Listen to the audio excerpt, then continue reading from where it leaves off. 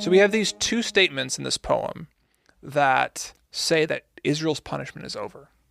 It's been executed. It's been executed.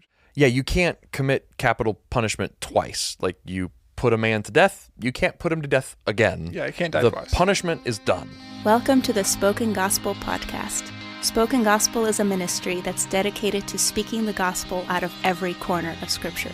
In Luke 24, Jesus told his disciples that every part of the Bible is about him. In each episode, hosts David and Seth work through a passage of Scripture to see how it's all about Jesus and his good news. Let's jump in.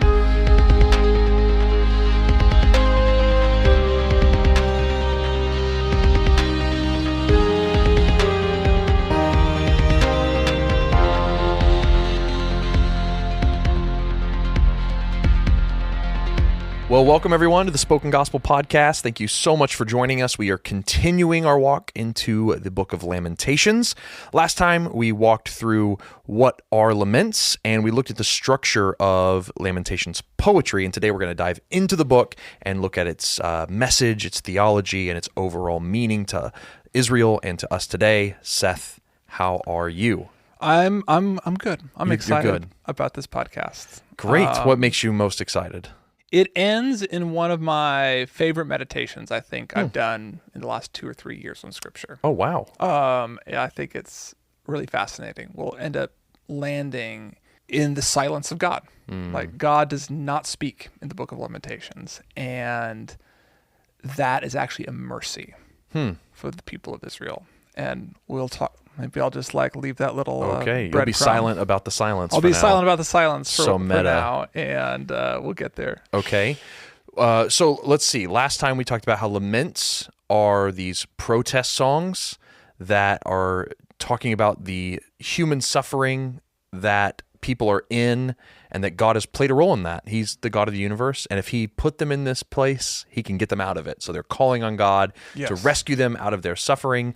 In particular, Lamentations is covenantal protest, in that God promised that if Israel was disobedient to his covenant, he would bring curses upon them. Well, they were disobedient, and Lamentations chronicles encyclopedically all the ways they broke the covenant and all the curses that have come upon them. They've admitted their wrongs, and now they're pulling on another part of the covenant, that God would return to his people, return them to the land, be kind to them again, and they're hoping that his steadfast love that never ceases will bring them to that point, which is the center of the book, in the middle of the poetic chiasm. Yes. But we asked the question last time, does the center of the chiasm, the center of Lamentations, God's faithfulness, is that enough to carry us through all this suffering that the people have to walk through? That's right. And the what's the word? The acronym. The acrostic? The acrostic, thank you. Yes. The acrostic breaks down towards the end. It's going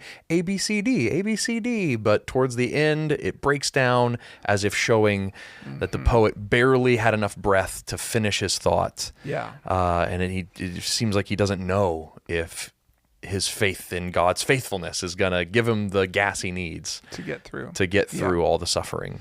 That's what we talked about last time. Yeah, and that is really the largest lens, widest lens? Largest lens. Just a big old lens. Just a big lens. The widest lens view of what the Book of Lamentations is doing. Okay. And so today I kind of want to just go chapter by chapter, poem by poem. Every chapter is its own distinct poem. Okay. And just kind of talk about the unique contributions to that story each one has, and the main message of the Book of Lamentations. That's great. Is there any overarching message that we need to have in our heads?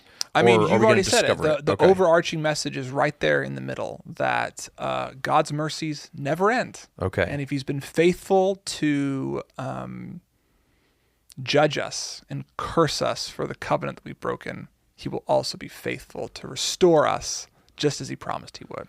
He promised he would curse us. He has. And he has. He also promised to restore us, so he will. It seems like such a backwards way to meditate on God's faithfulness. Right. Not in a wrong way, but I don't go about it that often. Yeah. It's like, it goes back to what we said in the previous podcast. Like, what lament does is it places, says God is the cause of our suffering. And because he's the cause of our suffering, he can be the one to bring us out of it. I see. Yeah. And that's some of the helpfulness that meditating on how Lamentations and Deuteronomy connect, it's helpful because they're seeing that this isn't random suffering caused by some off-the-hinge Babylonian army. This is fitting the story that we're in. Yeah. We are experiencing, although it's painful, God's covenant faithfulness by suffering. And so we don't have to just suffer. We can actually see how... Therefore, I have hope. Yeah, therefore I have hope. Yeah, I can have hope in the middle of this because I can put it in the story of God and see. So maybe God will be faithful to the good stuff too, since he's been faithful in the bad. Yeah. Okay, that's just such a complicated statement. I needed to unpack it a little bit. Yeah. Okay, great. Poem 1? Poem 1, chapter 1. So the opening poem is written from the perspective of Jerusalem itself. Jerusalem, the city that's been destroyed by Babylon, is a woman who describes herself as a widow. She's a widowed, a grieving widow who has fallen from grace, honor, and privilege. Her friends, her husband, everyone she knows has left her. And worse, not only has everyone she known left her, but the God who once liberated her from slavery has also abandoned her and has enslaved his bride to another slave master. And so Lady Jerusalem is lamenting, weeping at what has befallen her. And she demands that God look at what's happening to her. She admits that it's her fault, but she wants God to look at her distress, look at the evil that's befalling her at the hands of the Babylonian army and do something. Although, interestingly, she never says that, do something. She just says, look. Look. I think you'll see as you go through chapter 1 is just probably some of the more vivid language used to describe Israel's destitution. She talks about herself as a thankless bride who let other lovers and lords enter her most sacred places. It's very evocative language. The Babylonians publicly strip Lady Jerusalem naked for her opportunism and idolatry and her immorality. And then climactically, as she's standing there naked, she calls God and says, look at me. Look, God. Do something. Right. Implicitly do something. She's begging God to see her pain and the destitution brought against her. Well, I was going to ask, is there a reason why the author, the poet, is pulling on this imagery of a bride, a woman? Is that doing something either theologically or in the story of Scripture? Why personify Jerusalem as this harloted bride? I mean, that is a common image that the Bible will use to describe Israel.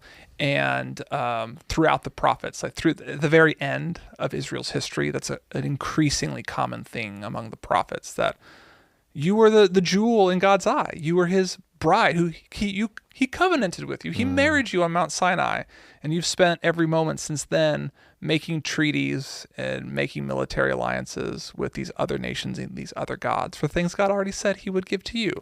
And so that's a common metaphor throughout Scripture. Yeah, and it seems that to pull on that metaphor is doing two things, which we've talked about. One is Israel's accepting that title, which has been typically in the prophets, like a condemnation against her. You're a harlot bride. Well, they're like, we are a harlot bride. Yes. So it's that confession. It's that confession side of things. She knows she's in the wrong. But then the other side of it is just as God always uses it. But I love you and I would return to you. Yeah. And so it's also that protest side of the lament, saying, aren't I still your bride? Yeah. I know you've sent me off to be Yes. humiliated by these other men, but aren't I still your bride? Look at me. That's right. Look at me. Yeah. And I made a mistake before. I said that the woman does not ask God to respond. She does in the very last verse, though. Oh, okay. Let all their evil doing come before you and deal with them as you have dealt with me. Oh, wow. Because of all my transgressions. For my groans are many and my heart is faint. So the last lines of Lady Jerusalem is calling God to respond and to do something to those who have been so cruel to her. It is interesting that instead of, like in some other places in the Bible, God is not being asked to do something to Israel's enemies greater than or different than they're being treated. Yeah. They're like, you should treat them in like kind as I'm being treated. That's right. Because we're all guilty. Israel's not separating themselves from the guilt of the nations. They're like, if you're going to judge the guilty, judge the guilty. Yeah. But let it be all of us. Yeah, that's a good point. Like, that's something that I hadn't thought about as I was studying it, but it's like part of Israel's like presumption is that they held a special place outside. Like, they could act however they wanted because they were God's chosen people. But here you have an admission that they are just like everybody else, receiving God's justice. And if that's true, then maybe that's their hope. Maybe God's justice is their only hope. It's what's destroying them. Yeah. But maybe it's their only hope too, because that's how God will judge the nations. It reminds me of the prodigal son story, where he finally gets to this place where he's just like everyone else. Maybe I can just go be a slave. Maybe my dad will treat me like he treats the servants in his house. It's like, God, could you just treat me like the nations? I know you're kind and just and patient, and just judge everyone equally. And I think I'd be better off than I am right now. That's really interesting. Okay. That's interesting. The Lady Jerusalem's poem ends asking God to do something. And in many lament poems, God will respond. Or, right? Like in many psalms, like God will respond. He'll say something. Or the poet itself will say, but I have hope. That doesn't happen here. So the poem asks God to respond, and God doesn't. Yeah. So God is silent to Lady Jerusalem's request. And instead, the poet inserts himself into the narrative of Lady Jerusalem. And the next poem is told from the perspective of the poet himself. And what he does in this next poem is he implores Lady Jerusalem to continue to seek God's justice, to continue to pray for God to act, and not just stop seeking him. Like, not just wallow in her suffering, but continue to seek God. So he agrees with Lady Jerusalem at first. He says, God has totally destroyed you. He'll use 28 verbs to describe God's justice against Jerusalem. God He's will cast you down. He's not remembered you. Swallow, break, burn, kill, lay waste, disown, scorn, sink. Like, he's seeing Lady Jerusalem for what she is, empathizing and yes. And like, there is a real sense that before this kind of total justice, nothing can be said. Like that verse 10 of chapter 2, after 28 verbs of describing God's justice towards Israel. Verse 10, the elders of the daughter of Zion sit on the ground in silence. They throw dust on their heads and put on sackcloth. The young women of Jerusalem have bowed their heads to the ground. So now the people of Jerusalem are silent. Like, their guilt is so self-evident. God's justice is so total that there is no response to give to it anymore, which is fascinating. And then in verse 11, the poet comes back in, responding to the suffering that he sees. And he says this in verse 11, my eyes are spent with weeping. My stomach churns. My bile is poured out to the ground because of the destruction of the daughter of my people, because infants and babies faint in the streets of the city. So the poet sees woman Jerusalem. He sees God's justice, and it literally makes him vomit. In the poem, he cannot contain how horrifying God's total justice is towards Jerusalem. It's a very visceral moment in the story. And as the story goes on, he continues to beg Lady Jerusalem to end that silence in verse 10 and call out to God. If not for herself, then for the sake of her kids. Here's what he says in verses 18 and 19. Arise, cry out in the night, Lady Jerusalem. At the beginning of the night watches, pour out your heart like water before the presence of the Lord. Lift your hands to him for the lives of your children who faint for hunger at the head of every street. I mentioned before how Lady Jerusalem kind of calls God to do something, and then God is silent. Right. And the poet picks up the call for God to respond, joins Lady Jerusalem's lament, but Lady Jerusalem is silent in response. The elders don't respond anymore. They're not doing the same thing anymore, right? And so they're not calling out to God. They're not continuing their request, their protest for God's justice. And so in light of that, the poet throws up, and he begs them, please continue to cry out to God. Please, he is your only hope. If he's caused this, he can fix it. And he's saying, if you don't do it for your own sake, do it for your children's sake, Lady Jerusalem. And then in verse 20, I think Lady Jerusalem finally responds. Oh, okay. She says, responds to the poet. The poet saying, hey, keep come calling on. out to God. Look, O Lord, and see. With whom have you dealt like this? Should women eat the fruit of their womb, the children of their tender care? Should priests and prophets be killed in the sanctuary of the Lord? In the dust of the street like the young and the old, young women and men have fallen by the sword. You summoned as if to a festival day my terrors on every side.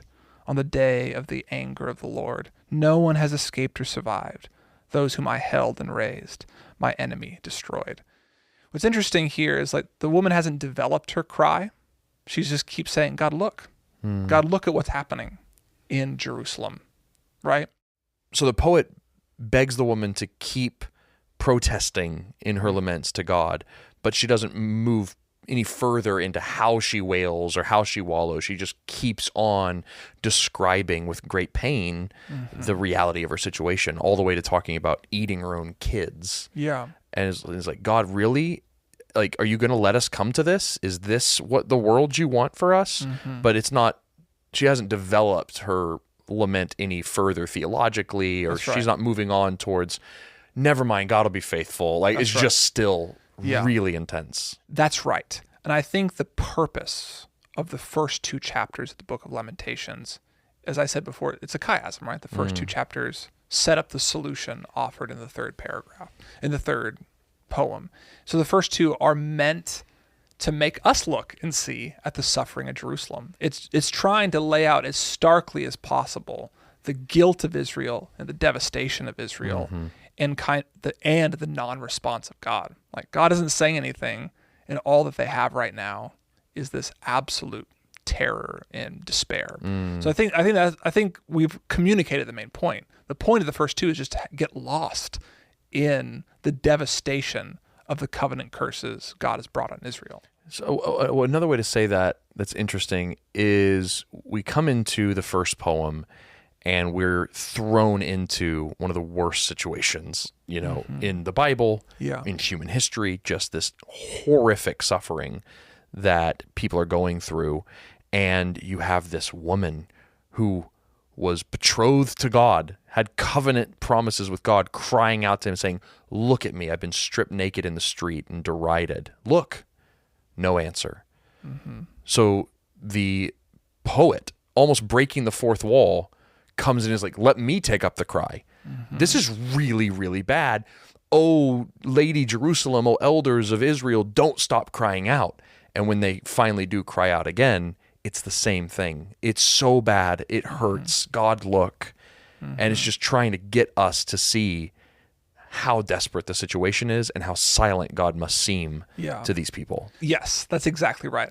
Also, there is something about looking and seeing. I think we've been communicating looking and seeing is a very bleak prayer. It's a very, it's not a great prayer. God, look. It's a wallowing we've talked about. But there is something hopeful in the look and see language. It's actually goes all the way back to the book of Exodus. Oh, wow. Okay. When Israel is enslaved to Egypt, they're suffering under Pharaoh. We don't have any records of the prayers of the people. But man, they probably sounded a lot like this. We're told that the cry went up to the Lord. Yeah. And then we're told that the Lord saw and determined to do something. Yeah. So there is this redemptive theme within the Bible that when God sees the suffering of his people, he responds. Yeah. There is a sense that it's a deficient call to God. Like, there should be more faith in this moment of the story, but it's also an appropriate call to God. And it's enough. And it's enough. Yeah. God will see my suffering and he will respond. She is calling out to a God who sees, a God who hears cries, a God who sees suffering, and a God who has historically responded to it with mercy and power. And so, there is a lot more to this call of see, look, than just look at me. Just wallow with me. Would you just deign to glance at me? Yeah. She's calling upon the God who sees and acts. Yeah. There is faith in it. Yeah, that's right. That's cool. That's good right. to distinguish. Yeah.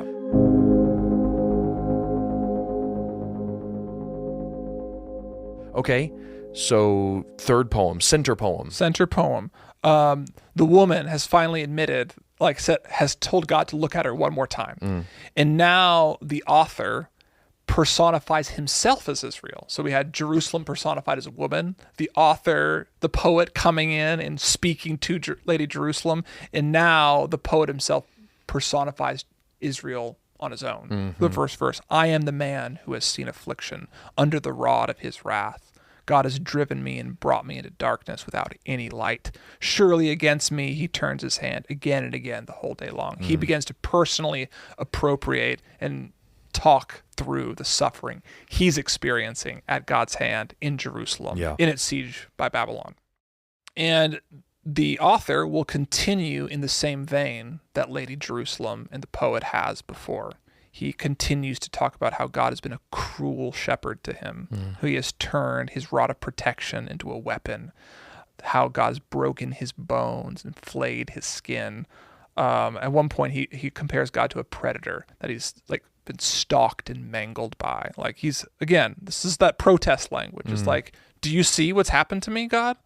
Babylon has come, and you sent them, right? And through those agents, you have mangled me. Yeah. He is very starkly laying out the problem for God to solve. It's all proving the same point, but it bears noticing that he's just doing something very interesting literarily here as a storyteller and a poet. He's saying, because it's the same person writing all of this, right? And then he puts himself into it, but he begins saying, look at Lady Jerusalem, look at her. Yeah. Right? Let's personify her. Oh, hold on, this is so bad, I'm going to enter the story because I don't think she's going to be able to keep on mourning without me. So he goes into the story. Lady Jerusalem, keep wailing, keep petitioning, keep asking God to see. Yeah. And then by the third poem, he's fully entered in, and he's like, now I can't help but sound like Lady Jerusalem because the pain is so gigantic and crushing that I tried to do it from the outside. I tried to come alongside, but now that I'm inside, I see there is no other way to navigate this situation than to lament. Yeah.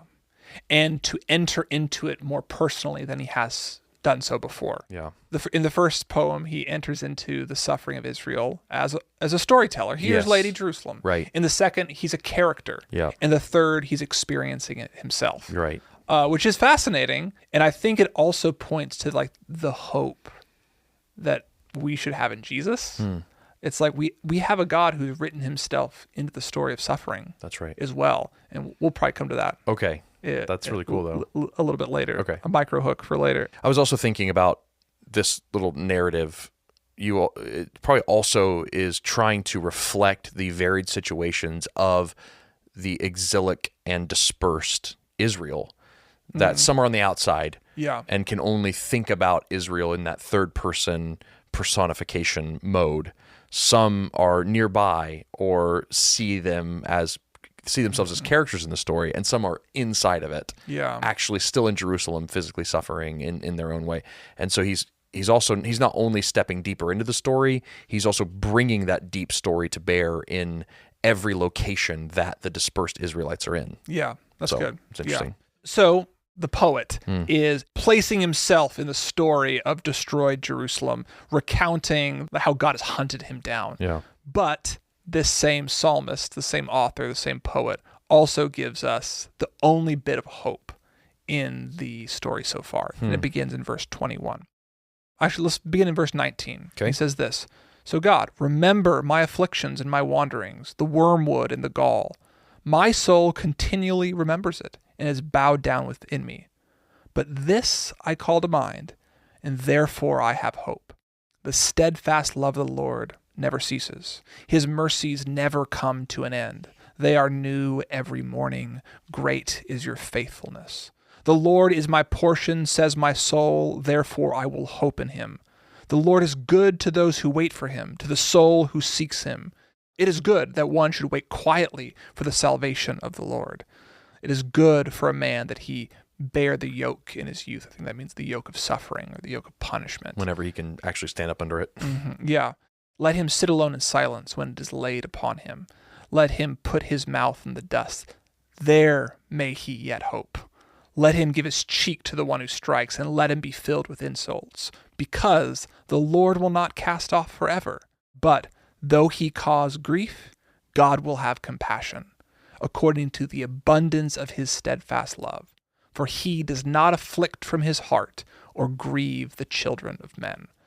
So the poet has laid out as starkly as he can the suffering that Jerusalem is experiencing by God's hand. God has been faithful to execute encyclopedically from A to Z all the covenant curses.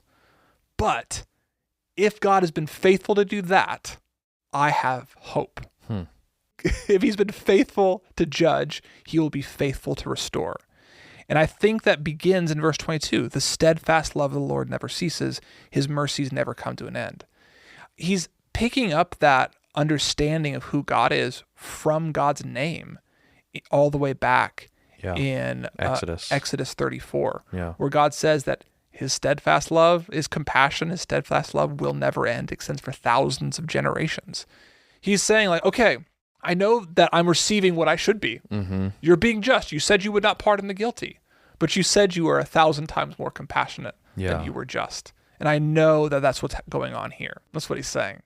Does that make sense? It does make sense. I think there's two things going on that we're saying, and they're not in competition with each other. I just want to point them out. One is we're saying that the poet has hope because if God has been faithful to judge based on his covenant, he will be faithful to have mercy based on the same covenant. He is faithful in both situations. That's the one thing we're saying. That's right. The other thing we're saying is the poet has hope because he knows who God is. That's right. That he has boundless, endless, steadfast love that overshadows his momentary judgment. That's right. And he's banking on God's faithfulness to the covenant and God's character of love are the two things that are in concert together giving him hope. His faithfulness to the covenant, and maybe even more specifically, his name. Like that. God's name. The name. I know your name. I know your name. Yeah. And I think that's really important to think about because the poet in Lamentations is in a very similar situation to the slaves that were just liberated from Exodus were. In the poet's day, there is nothing left in Israel, right? There's no kings, there's no priests, there's no temple, they don't have land anymore. There's nothing to prove God's ongoing care. There's nothing to prove that the covenant is still active, right? Yep. The only thing that he can do in that situation is to go back to before Israel was a nation, right? Back to when there were no priests, back to when there was no temple, back to when there was no land, and back to when Israel was just a bunch of ex-slaves huddled under a mountain. And what did God say to that bunch of ex-slaves under the mountain? I am compassionate and gracious, slow to anger, abounding in steadfast love and mercy, who gives grace to thousands of generations. He's like, hey, I'm in that same position, God. There's nothing to prove that I'm part of your covenant people right now.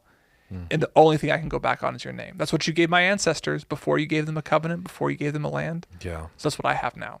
It's so good to name. We mentioned this in the last episode about the assumptions we bring to the Bible and to questions of suffering about who God is. And, we talked about Job brings the assumption of God's a mechanistic reciprocating machine that just like you put bad in, you get bad out. Yep. You are suffering because you did wrong.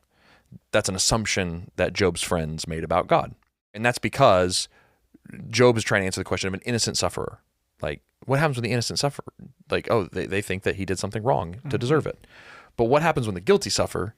The assumption we bring when we know we're guilty, when we're feeling a lot of shame, when we know we messed up and we're suffering because of it, the assumption we bring about God is, yep, God's got my number and he's going to call it. And I'm going to pay for every wrong thing I did.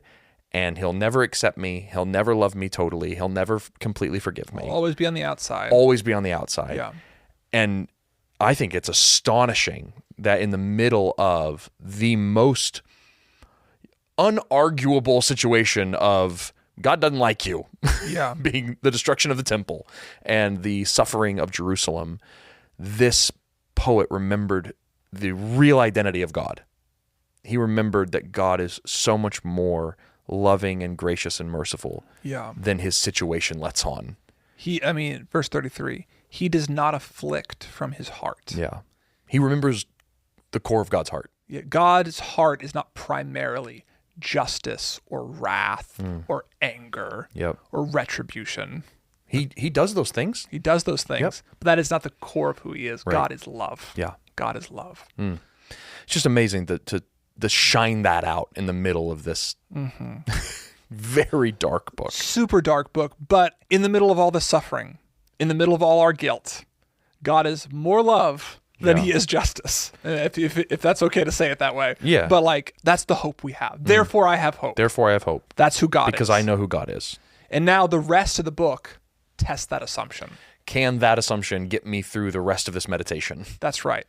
And what you'll notice as you continue to read through the book is more of the same in a lot of senses. In the back half of chapter 3, you'll continue to see the psalmist in his like protest mode. I've been hunted by a bird of prey, by enemies without cause. I am lost, etc., etc., etc. However, he will continue to ask God to repay them for their evil. So he says this in verses 61 and on. You have heard their taunts, Babylon's taunts, O Lord, all their plots against me. The lips and thoughts of my assailants are against me all the day long.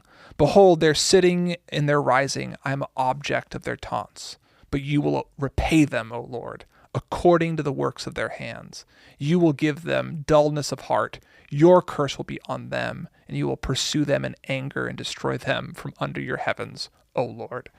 So he is continuing in that same vein as Lady Jerusalem was in the beginning. He still has hope that God's justice, his restoration, will come to bear.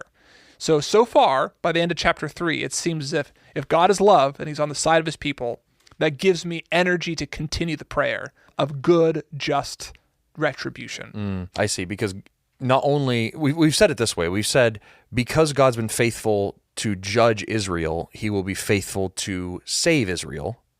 But also what you're saying here, Lady Jerusalem's prayer at the end of the first poem and the poet's prayer at the end of the third poem are both saying something slightly different. If God has been faithful to bring justice to the sins of Israel, he will also be faithful to bring justice to the sins of the nations. Yeah. That we will eventually be liberated from evil Babylon because God judges wickedness. That's right. He's judged our wickedness. We've been wicked. We admit it. And look how thoroughly he's judged us. Now God treat them the same way. Yeah. And in so doing, you will free us. That's right. Okay, I'm following. Yeah. Okay. And then the fourth poem begins. Okay, fourth poem. Coming out of the chiasm. Or the middle of the chiasm. Continuing to test, is God's love sufficient for my suffering? What a question. That's a question everybody is going to have to wrestle with in their whole life. Yes. All right. In chapter 4, we'll kind of detail a lot of the ways that Israel's leadership failed Israel, and they were the cause of Israel's fall from grace and their disobedience and the cause of their suffering. Which we also get in its mirrored poem number 2 when he calls on the elders of Jerusalem to continue to protest. They've given up. And so now we're getting more about the elders and the leadership in this mirrored part of the chiasm in poem 4. That's okay. good. I And follow. continuing to describe the devastation that God had to bring in response to the leader's sin. I Right? see. Yes. He's showing the tit for tat. He's That's like, right. We deserve this. We deserve this. Okay. But we also get some really interesting verses. In verse 11, we hear this in chapter 4. The Lord gave full vent to his wrath. He poured out his hot anger, and he kindled a fire in Zion that consumed its foundations. And then again in verse 22, we get the punishment of your iniquity, O daughter of Zion, is accomplished. So we have these two statements in this poem that say that Israel's punishment is over. It's been executed. It's been executed.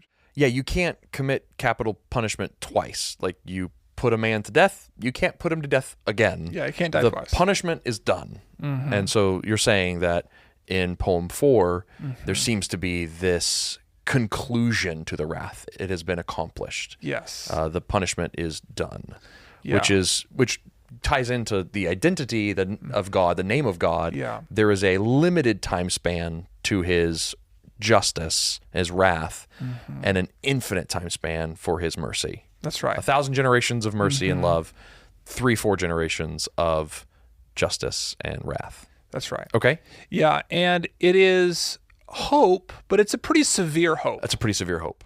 Hey, the good news is you won't get judged anymore. It's like... Yeah, it's like telling a man who just went to death row, Right. hey, good news, you're dead. Yeah, or maybe It's over. something a little bit like a life sentence might even be helpful here. It's like, okay, your life sentence has begun.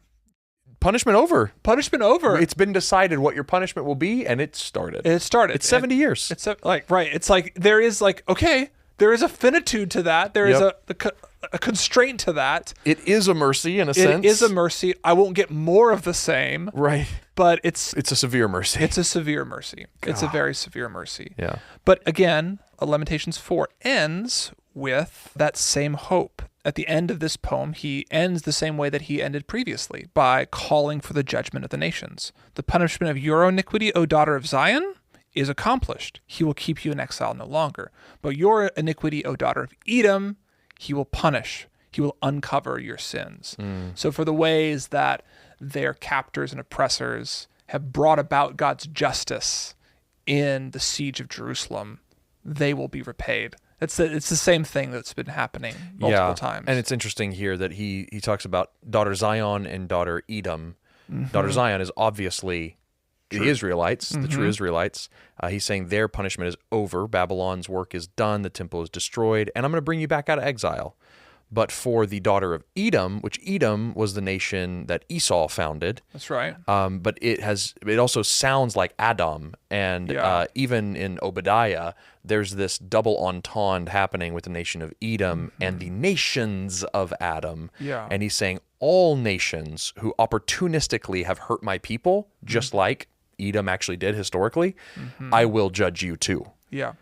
So again, he's saying, God, you've been faithful to judge us and accomplish your punishment against us. Now be faithful to punish the nations like you punished the nation of Edom. That's right. So all of this is collapsing on this meeting. Now, what's interesting about this poem, before we go to the last one, is so far it's the shortest in the series. Okay. So this one is still an alphabet, still an acrostic, but it's only 2 lines per letter rather than the normal 3.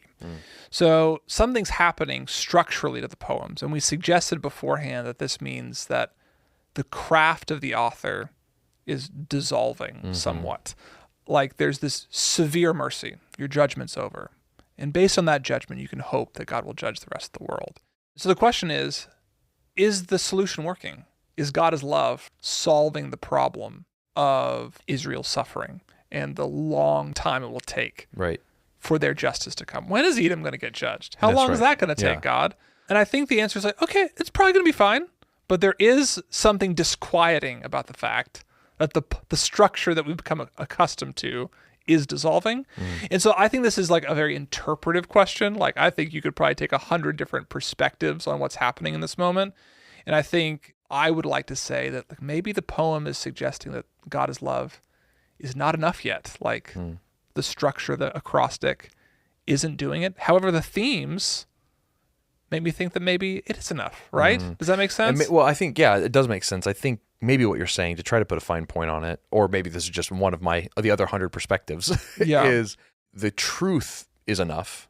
In trying to live out that truth, you break down after a while because it's just a lot to try to have faith in. I know God is love. I know his steadfast love endures forever, but the rest of my life is going to be suffering and pain. The rubble's still burning. Yeah.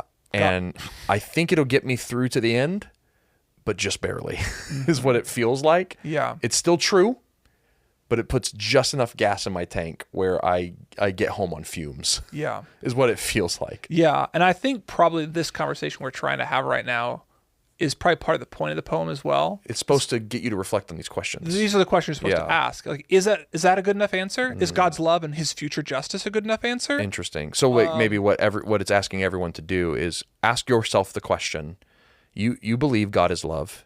Is that enough for you to live the rest of your life if it was full of suffering? Would you still believe that at the end? Yeah, if your oppressor doesn't get his due until after you're already gone, is that good? Right. Or is God still good to you? That's right. In that space. The poem is breaking down to try to lead you to have a similar breakdown and come to your own answer. I think we said in the first episode that the Book of Lamentations is a furnace. It wants to put your faith in God in the furnace, in the furnace of human suffering, and ask, will it survive? Will it be refined into silver or gold? Or will it burn up? And this is one of the poet's ways of getting you to throw your faith in the fire. Yes. And test it.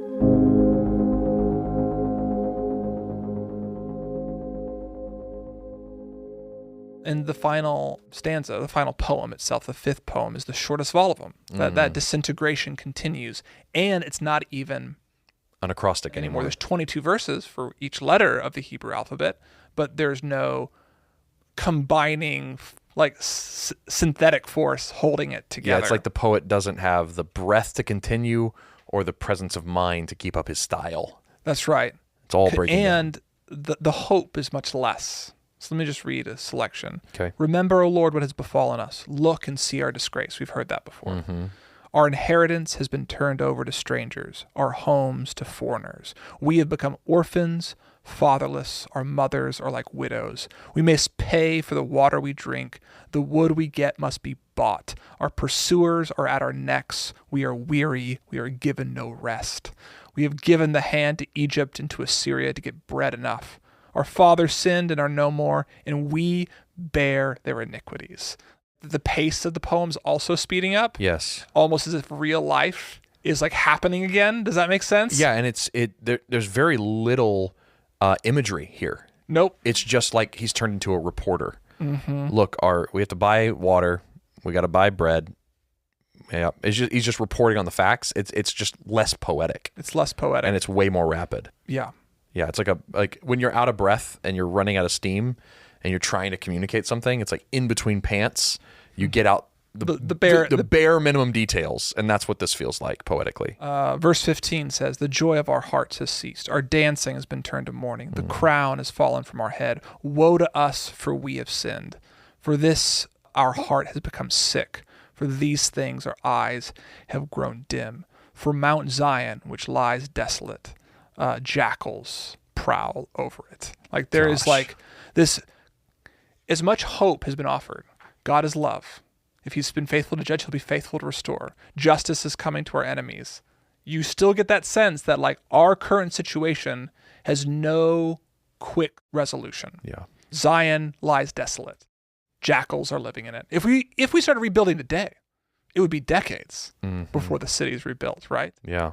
But we get another glimpse of hope in the book at the very end. This kind of terrifying, Mount Zion is desolate, but you, O Lord, reign forever.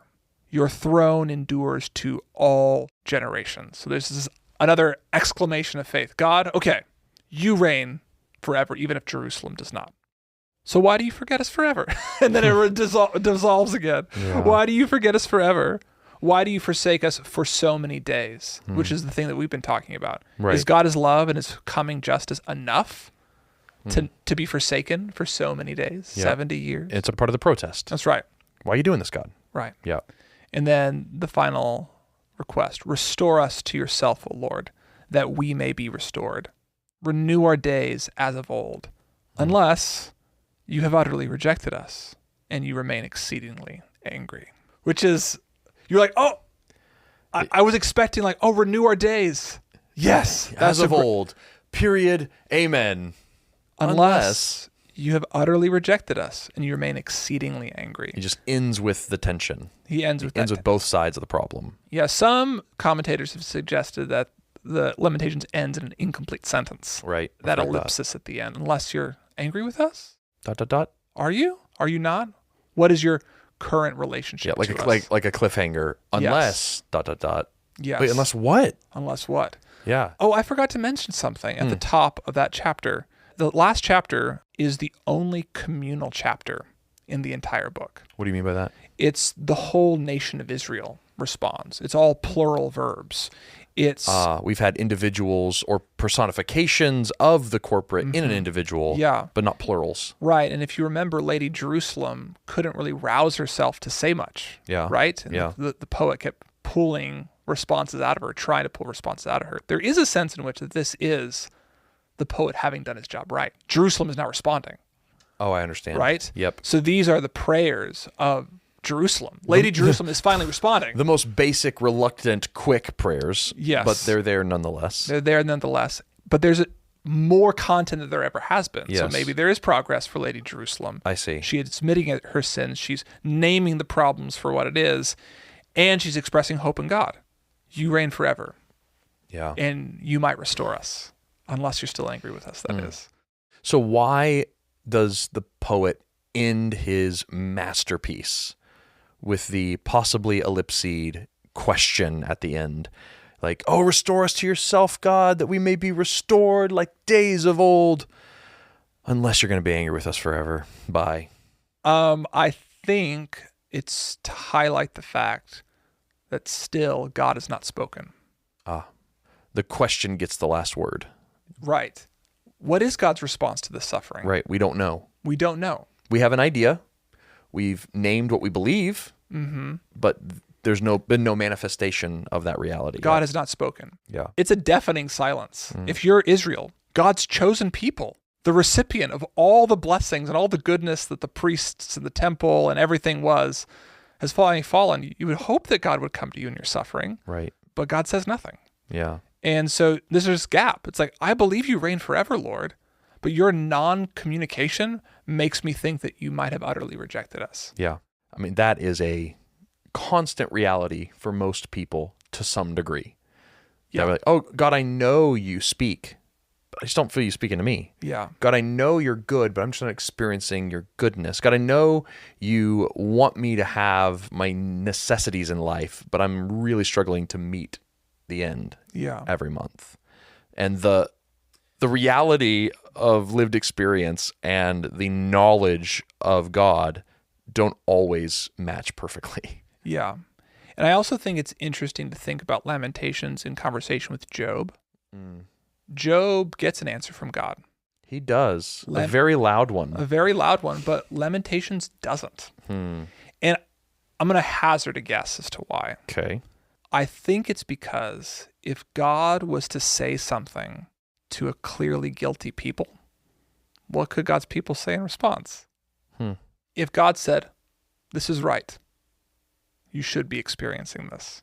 Right. What recourse would God's people have? To just say what they've been saying. Like if God responds with an explanation for their suffering, or if he responds in this moment, like it actually just undercuts all of the lament, all the dignity that has been afforded by the beauty of the poetry to their suffering. Like if God responds and gives an answer in this moment, I think it actually harms what the people of Israel have been trying to do for the poem so far. Does that make sense? God's silence isn't to show that he's uncaring that the people are suffering.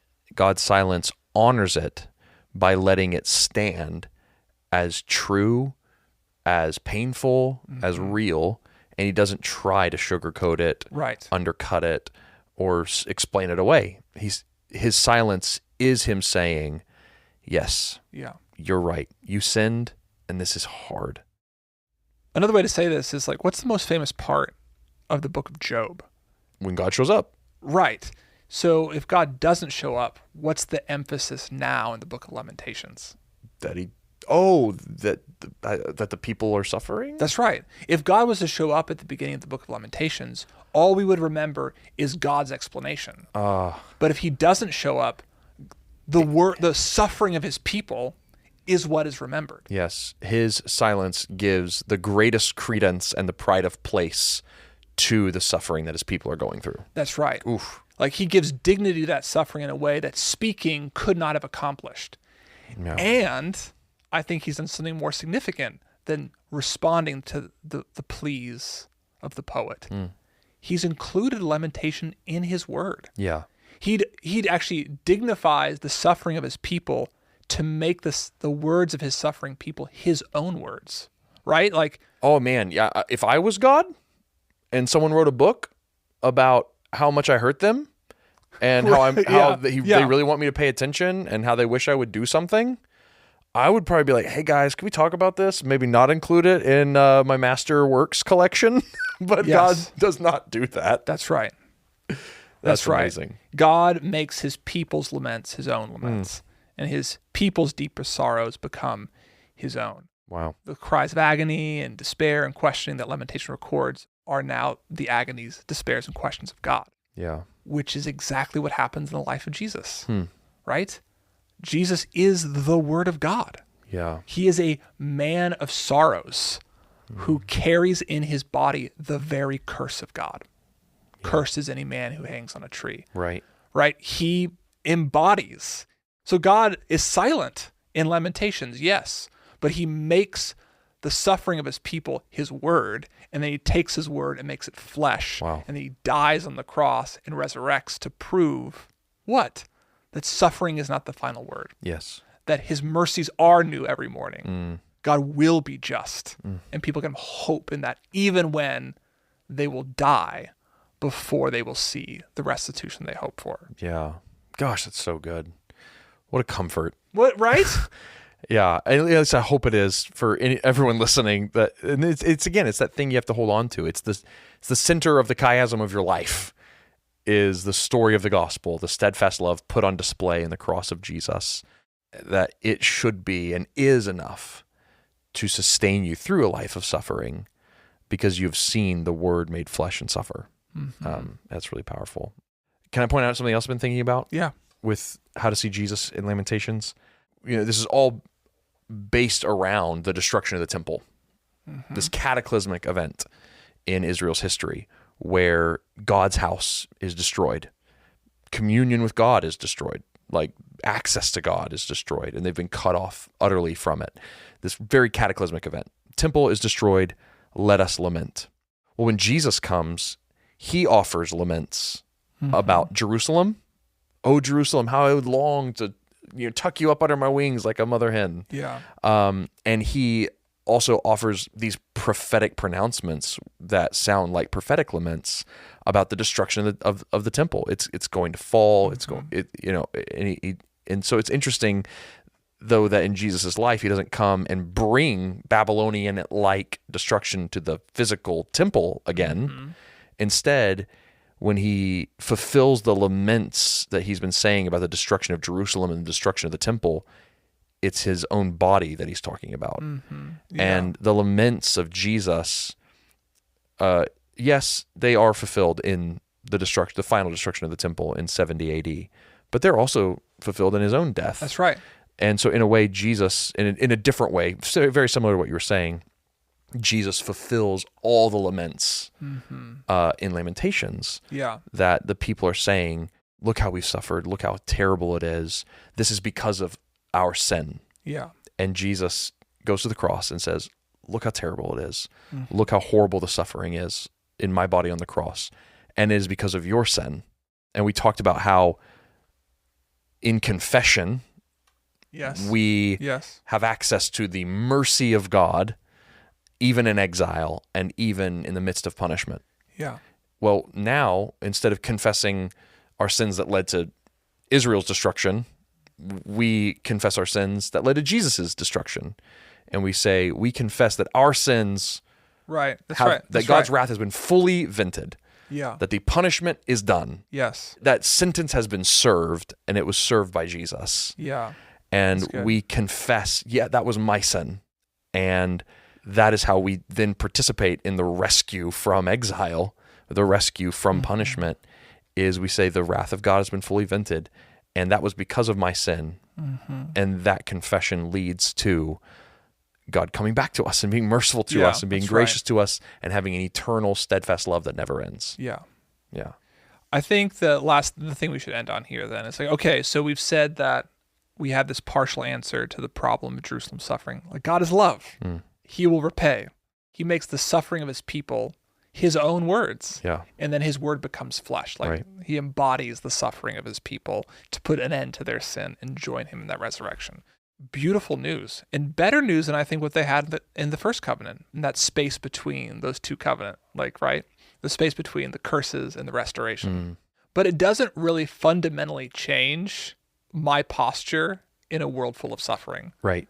Man, I can rehearse and remember that Jesus has died and resurrected which means I know I'll die and resurrect too. Right. But that does not give me any timeline for when that will occur or any guarantee my suffering won't last a long time. That's right, that the 70 years of your life won't be full of suffering. Right. Yeah. So the question, the Book of Lamentations, even like, I think Jesus is a great comfort to us in our suffering and a better comfort than offered by the Old Testament.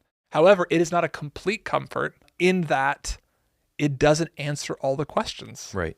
Why is it taking so long? Why does it feel like you've forgotten me? Yeah. Why am I still suffering even though my sins have been paid for? Right? Like, so I say that because I think what Lamentations and the suffering of Jesus, the laments of Jesus want us to do is to continue to throw our faith in God in the fire. Yeah. Like, we have to continue to throw our faith in God next to the reality of brutal suffering and continue to ask, is God good when I'm suffering or people around me are suffering? And I think the answer is yes, because God became human, died and resurrected. I think that means he's good. Yep. That doesn't mean I have any answer for why things are going wrong, though. That's right. Right? Can I ask you this question, maybe to close it down? Knowing all of that and knowing that our lived reality will be throwing our faith into the fire. Yeah. What role do you think lamenting should play in our lives today? Man, I wish our churches would regain a better like songbook of laments. Yeah. Like, I think it would be amazing to spend more time in our churches publicly lamenting, asking God to change the world in the way that it is. But I mean, that's a structural, a church-wide thing that we should. Me personally. Me personally. How can I use even a third of the Psalter? Yeah. To lament well when things are bad. Because I think I don't know. I just feel like I've been told to pray the good ones. Like, oh God, like rejoice in your suffering. Yeah. Well, when you suffer, you should sing in prison because that's what the apostles did. Yeah. Right. And yeah. I don't think I've been given permission to complain, protest, beg, tell God to look and see. Yeah. What do I do with that? Man, I think you've already named it. Give yourself permission to lament. And then if you're scared about being that honest with God, don't stray too far from what the Bible does. Like, find a lament psalm. Go to Psalm 88. Go to a part of the Book of Lamentations and just pray God's own words back to him. You're in safe ground to do that. Right. It's like, okay, Lamentations 2. She weeps bitterly in the night with tears on her cheeks among all her lovers. She has none to comfort her. All her friends have dealt treacherously with her. Yeah. They have become her enemies. God, I weep bitterly every night. Tears are on my cheeks. All the people I've loved have left me. I have no one to comfort me. Like, that's a good prayer. That's a good prayer. And then what does the poet do? So God, look at me. Yeah. Look and see my suffering. Yeah. O Lord, behold my affliction, for my enemies have triumphed. Look, O Lord, and see I am despised. Like, those are biblical prayers that you can put into first person. So I would just say, like, start there. Find, 1/3 of the Psalter is lament psalms. You have the Book of Lamentations. Yeah. Like, put those psalms into your own words and don't be afraid that you're doing something wrong, because you're not. The Holy Spirit has inspired other people to do it before you. Yep. And God included in his word. And he included his word. That's good. And two things happen that we've talked about when you do that. One, you theologize yourself. You put yourself in God's story. Yeah. You realize that you're not alone in this, that other people have done this, and that God has new mercies for you at the other side. But then there's also that pastoral therapeutic thing. It's actually really healthy to give vent to what's ailing you. Yeah. To actually just say it out loud to a God who can handle it. Yeah. It's you don't need really to healthy. pretend your suffering is better than it is with God. Yeah. Like, you don't need to do that. You can just be yourself with God. And that's really good.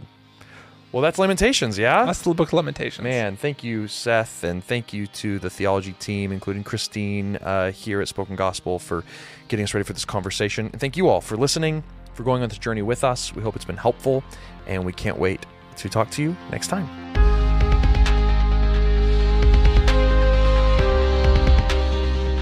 Thank you for listening to the Spoken Gospel podcast. Spoken Gospel creates short films, devotionals, and podcasts like this one. Everything we make is free because of generous supporters like you. To see our resources, visit spokengospel.com or subscribe to our YouTube channel. Thanks for listening. See you next time.